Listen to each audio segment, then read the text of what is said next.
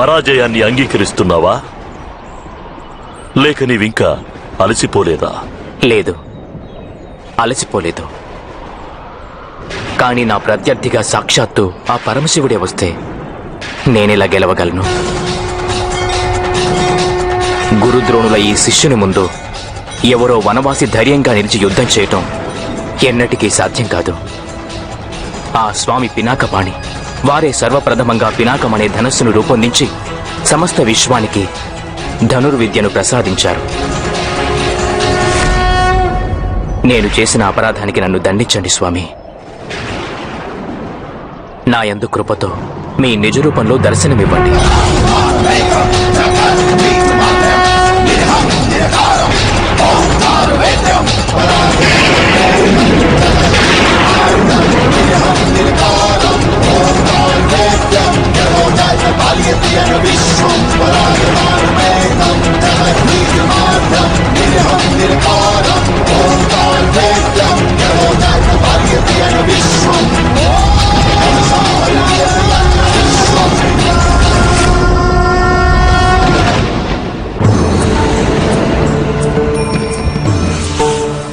ఆయుష్మాన్ భవ వత్స. ఆ మహేంద్రుడు నన్ను ప్రార్థించాడు. నీకు పాశుపతాస్త్రాన్ని ప్రసాదించమని కోరాడు.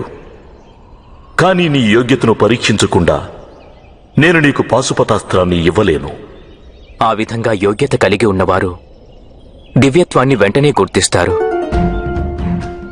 వాస్తవానికి ఎవరైతే ఇతరుల ప్రతిభను గుర్తిస్తారో వారే యోగ్యులనిపించుకుంటారు.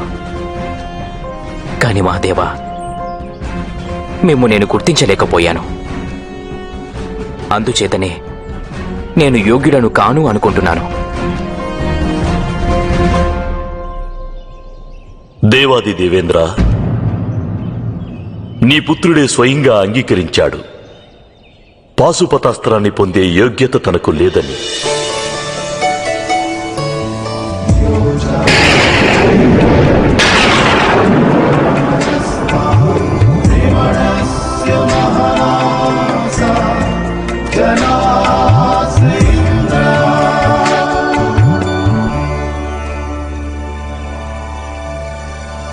తాను యోగ్యుణ్ణని భావించేవానిలో యోగ్యత ఏ విధంగా ఉంటుంది మహేశ్వర?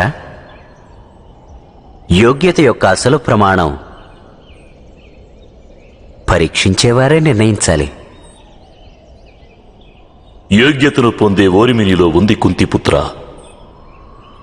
నీ పట్ల నేను ప్రసన్నుడను. నీకు పాశుపతాస్త్ర విద్యను ప్రసాదిస్తాను.